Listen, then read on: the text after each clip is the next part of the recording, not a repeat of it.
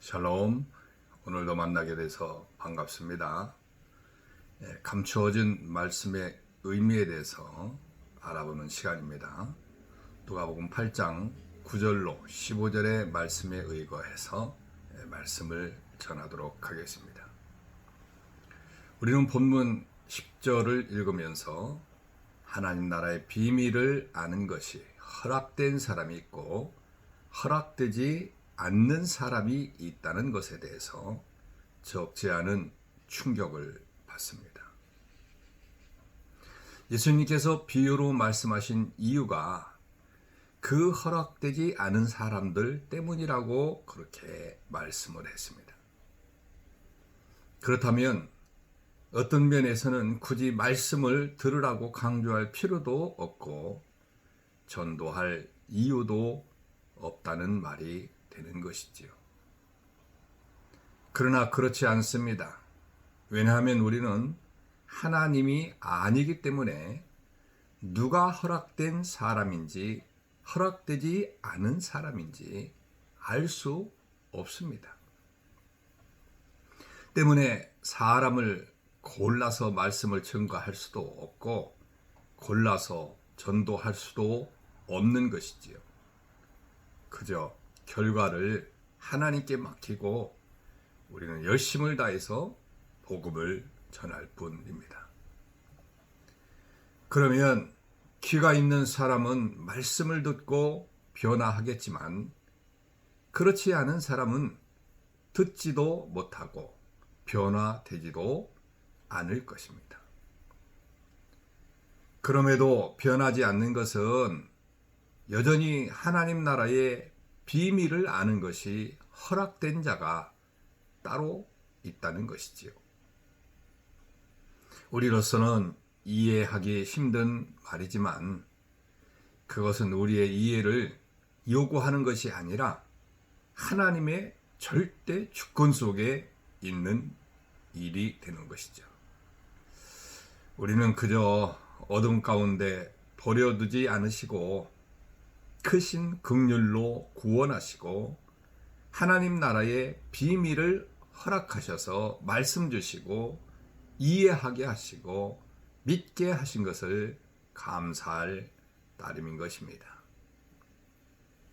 그러면 예수님께서 제자들에게 씨 뿌리는 자의 비유를 말씀하신 이유가 무엇이겠습니까?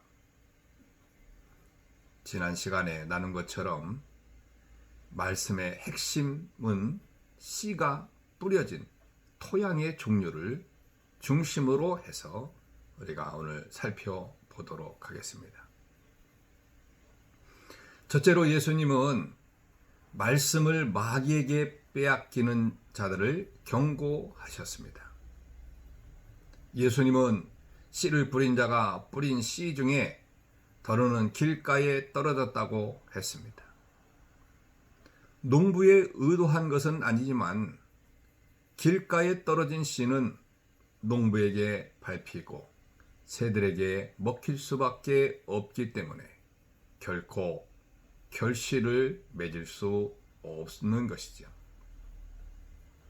예수님은 씨가 떨어진 것 자체를 말씀을 듣는 것이라고 해석하시면서 단지 말씀을 듣는 것만이 전부가 아니라고 말씀하셨습니다. 왜냐하면 말씀을 듣는다 하더라도 들은 말씀을 그 마음에서 마귀에게 빼앗긴다면 아무것도 아니기 때문에 그렇지요. 그러면 말씀을 마음에서 마귀에게 빼앗긴다는 것은 무엇을 의미할까요? 그것은 예배를 마치고 다른 사람들과 다투는 것일 수도 있고 앞의 일에 대한 계획이나 생각일 수도 있고 말씀을 읽는 것일 수도 있습니다. 그런데 보다 중요한 것은 마음에 이미 다른 것들이 가득 차 있어서 말씀을 들어도 말씀을 마음에 받아들이려고 하지 않는 것이겠지요. 그런 자들은 말씀이 그에게 아무런 작용을 하지 못합니다. 저와 여러분은 그 어떤 이유 때문에 말씀을 빼앗기는 어리석음을 범하지 않기를 바랍니다. 둘째, 예수님은 인내로 지속하지 못해서 말씀을 따라 살지 못하는 것을 경계하셨습니다. 예수님은 씨가 바위 위에 있다고 하는 것은 말씀을 들을 때 기쁨으로 받으나 뿌리가 없어 잠깐 믿다가 시험을 받을 때에 배반하는 자라고 하셨습니다.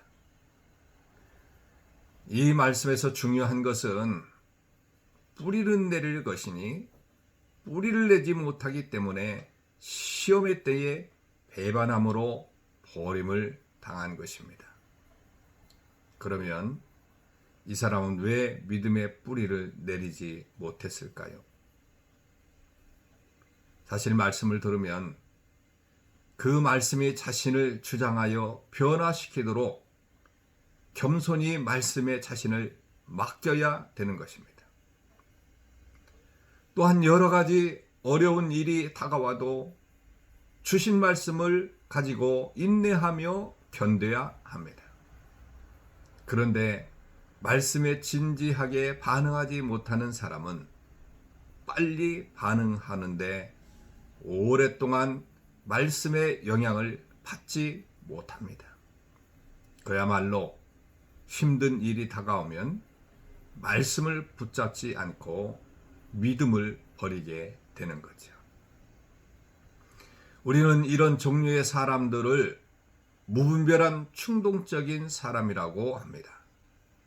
말씀에 대한 그리고 예배와 교회 생활에 대한 열광에 속지 말아야 합니다. 자칫하면 이들이 교회의 전부이고 하나님을 가장 사랑하는 것처럼 보일 수 있습니다. 그러나 그것은 속는 것입니다. 이런 자들은 어려움이 오면 금방 포기하고 무너지기 때문에 결코 하나님께서 큰 일을 맡기시지 않습니다. 그러므로 우리는 들은 말씀을 따라 살아 뿌리를 내리는 성도님들 되시기를 주님의 이름으로 축원합니다. 그리고 셋째는 예수님은 성숙하지 못해서 염려와 재리와 일락으로 망하는 것을 경계하셨습니다.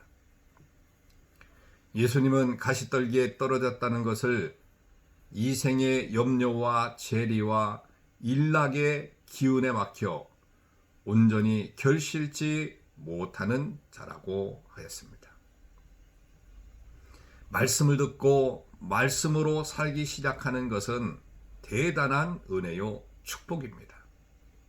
그렇다면 온전히 결실하는 그때까지 성숙한 신앙을 이룰 때까지 안팎의 유혹을 인내하며 참아야 되는 것이지요.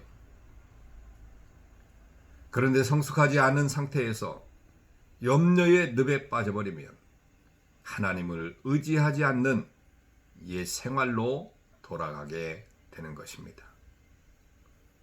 또한 미성숙한 자가 쌓아둠의 유혹, 과시의 유혹, 우월감의 유혹에 사로잡히면 신앙의 성숙을 이루지 못하고 결실치 못하는 자가 되는 것이지요. 재물의 유혹에 빠져 버림받은 아간처럼 게하시처럼 되지 않도록 늘 주의해야 할 것입니다. 마지막으로 성도는 일락, 즉 향락과 감각적인 기쁨을 추구하지 말아야 합니다. 일락은 나를 망치는 이름을 언제나 명심해야 될 것입니다. 이러한 여러 가지 요소들을 잘 이기고 극복을 하면 우리는 좋은 땅에 떨어져서 100배의 결실을 이루는 씨처럼 성숙한 성도가 되게 될 것입니다. 15절 말씀처럼 착하고 좋은 마음으로 말씀을 듣고 지키어 인내로 결실하는 저와 여러분들이 다 되시기를 주님의 이름으로 축원합니다. 오늘 우리가 기도해야 될 것은 우리가 늘 말씀을 듣고 그 말씀에 풍성한 그의 가치 있는 결실을 맺으면서 이 땅에 사는 저와 여러분들이 되시기를 기도하시길 바랍니다. 요즘 날씨가 무척이나 덥습니다. 늘 건강하시고 코로나19의 자유를 얻는 귀한 하루가 되시길 주님의 이름으로 축원합니다. 샬롬.